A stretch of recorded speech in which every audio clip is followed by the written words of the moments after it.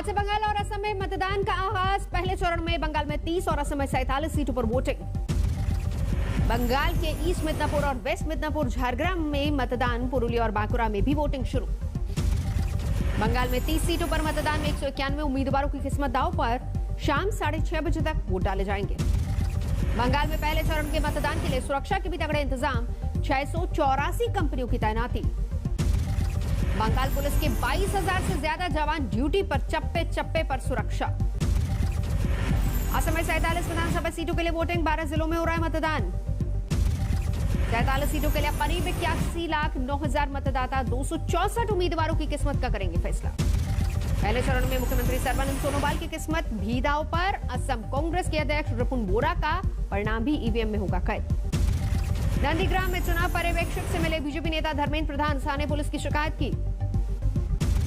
TMC ने साने पर्यवेक्षक पर उठाए सवाल। कहा पक्षपातपूर्ण तरीके से काम करने का आरोप लगाया।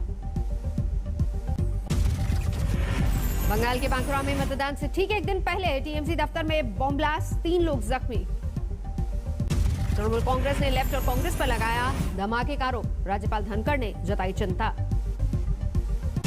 बीजेपी ने बॉम्ब ब्लास्ट के लिए तृणमूल कार्यकर्ताओं को ही माना दोषी। कहा टीएमसी दफ्तर में बना जा रहा था बम। बंगाल में बलरामपुर से टीएमसी उम्मीदवार शांतिराम महतो पर चुनाव से एक दिन पहले नोट बांटने का आरोप। बीजेपी ने जारी किया वीडियो। बीजेपी ने चुनाव आयोग से की कार्रवाई की मांग। वीडियो में पैसे देते दिखाई दे रहे हैं टीएमसी प्रत्याशी और ममता के मंत्री। बंगाल के राजरहाट में बीजेपी कार्यकर्ता पर हमला। नाराज पार्टी कार्यकर्ताओं के ने थाने पर किया घेराव। आसनसोल दक्षिण विधानसभा सीट से टीएमसी उम्मीदवार सैनी घोष का चुनाव प्रचार खदान में जाकर वहां काम कर रहे मजदूरों से मुलाकात की।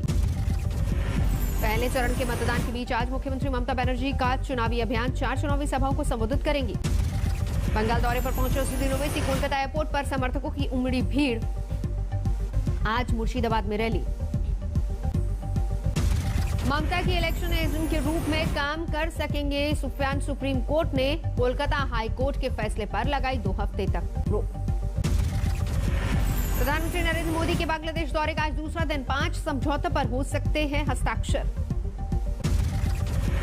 प्रधानमंत्री मोदी और शेख हसीना के बीच द्विपक्षीय बातचीत में सैन्य समझौते पर भी हस्ताक्षर की उम्मीद। ऊर्जा क्षेत्र में भी सहयोग की उम्मीद।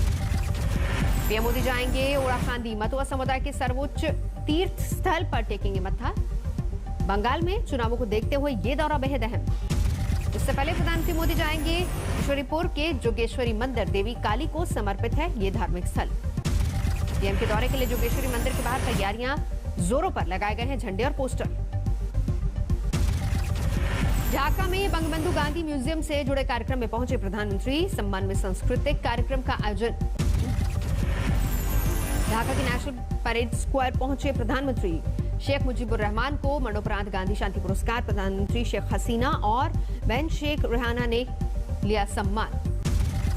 प्रधानमंत्री नरेंद्र मोदी ने बांग्लादेश के साथ भारत के मजबूत होते रिश्तों की कही बात। कहा दोनों देशों की दोस्ती पर मुझे गर्व है। अपने संबोधन में बोले पीएम मोदी, बांग्लादेश की आजादी के लिए मैंने भी दी थी गिरफ्तारी। ये मेरे जीवन के पहले आंदोलनों में से एक। बांग्लादेश के राष्ट्रपति से भी मिलेंगे प्रधानमंत्री मोदी। रात को आज ही लौटेंगे दिल्ली। चेन्नई में बीजेपी अध्यक्ष जेपी नड्डा का रोड शो मुड़ी भारी भीड़। बांकुरा में ममता के भतीजे अभिषेक बनर्जी ने बीजेपी पर साधा निशाना। कहा अगर बंगाल से ममता बनर्जी को निकालने की कोशिश की तो आप दिल्ली से बाहर हो जाएंगे। पश्चिम बंगाल के कोयला घोटाले में मास्टरमाइंड अनूप माझी उर्फ लाला को सीबीआई ने भेजा समन। 30 मार्च को पूछताछ के लिए हाजिर होने के लिए कहा। अहमदाबाद में संयुक्त किसान मोर्चा के नेताओं को पुलिस ने हिरासत में लिया। प्रेस कॉन्फ्रेंस के दौरान कार्रवाई। किसान नेताओं ने हिरासत में ले जाने के विरोध में गाजीपुर बॉर्डर पर विरोध प्रदर्शन किया। किसानों ने फूका गुजरात सरकार का पुतला। पूर्व मेदिनीपुर में मतदान के लिए सुरक्षा के तगड़े इंतजाम। केंद्रीय सुरक्षा बलों ने गाड़ियों की ली तलाशी। गोवा कांग्रेस की महिला अध्यक्ष प्रतिमा कोठेनो ने पार्टी से दिया इस्तीफा। दिल्ली में आम आदमी पार्टी में हुई शामिल। राजस्थान फोन टैपिंग मामले में केंद्रीय मंत्री गजेंद्र सिंह शेखावत की शिकायत पर दिल्ली क्राइम ब्रांच ने शुरू की अपनी जांच। 1 हफ्ते दर्ज कराई थी एफआईआर। दिल्ली के आर्मी अस्पताल में भर्ती राष्ट्रपति रामनाथ कोविंद असहज महसूस करने के बाद अस्पताल गए। प्रधानमंत्री मोदी ने राष्ट्रपति के स्वास्थ्य के बारे में ली जानकारी, महामहिम के बेटे से बात की। पुणे के कैफेरिया स्थित फैशन स्ट्रीट मार्केट में लगी आग, शोलों में खाक हुई गारमेंट की करीब 448 छोटी बड़ी दुकानें। दमकल की 16 गाड़ियों ने चलाया रेस्क्यू ऑपरेशन, करीब 3.5 घंटे बाद आग पर काबू पाया जा सका। वाराणसी के गदौलिया चौराहे पर ट्रांसफार्मर में लगी आग, भीड़ वाले इस इलाके में मची अफरा तफरी। सूरत में सीएनजी पंप और ऑटो रिक्शा में गैस भरते वक्त हुआ हादसा, आग लगने से हड़कंप। बिहार के शिवहर में आग का तांडव, 14 घर खाक, लाखों की बर्बादी।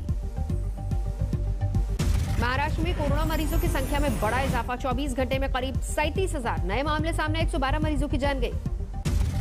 महाराष्ट्र में कोरोना के बढ़ते केस के बाद उद्धव सरकार का बड़ा फैसला, 28 मार्च से पूरे राज्य में नाइट कर्फ्यू।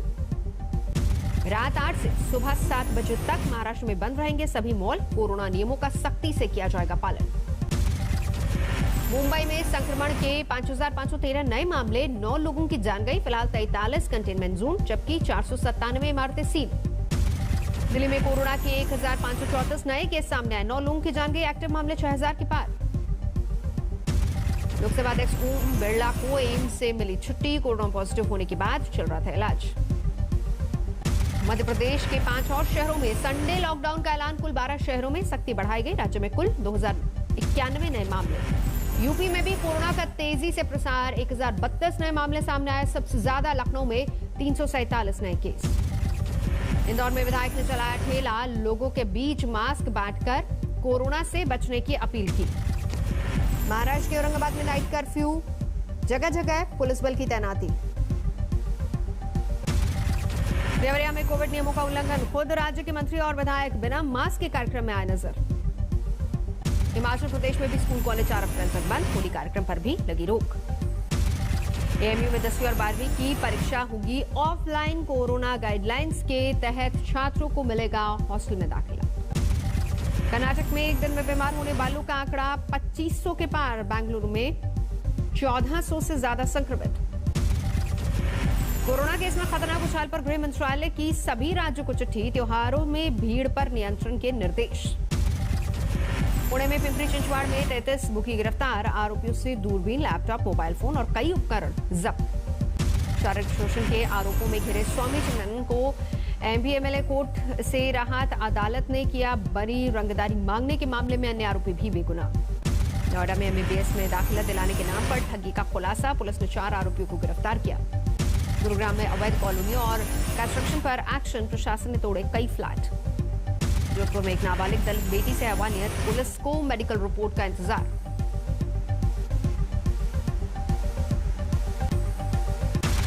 सतना में 3 करोड़ कैश और 3 किलो सोने की लूट मामले में पुलिस को बड़ी कामयाबी, 4 गिरफ्तार, लूट का सामान जब्त। सीतापुर में महिला की पीट कर हत्या, मामूली विवाद में वारदात, आरोपियों का अब तक कोई सुराग नहीं। कानपुर में 2 दोस्तों में विवाद, एक की गोली मारकर हत्या, दूसरा घायल। सोनभद्र में अस्पताल में दंपत्ति पर हमला, पीड़ित परिवार ने वहां के डॉक्टर और स्टाफ पर लगाया आरोप।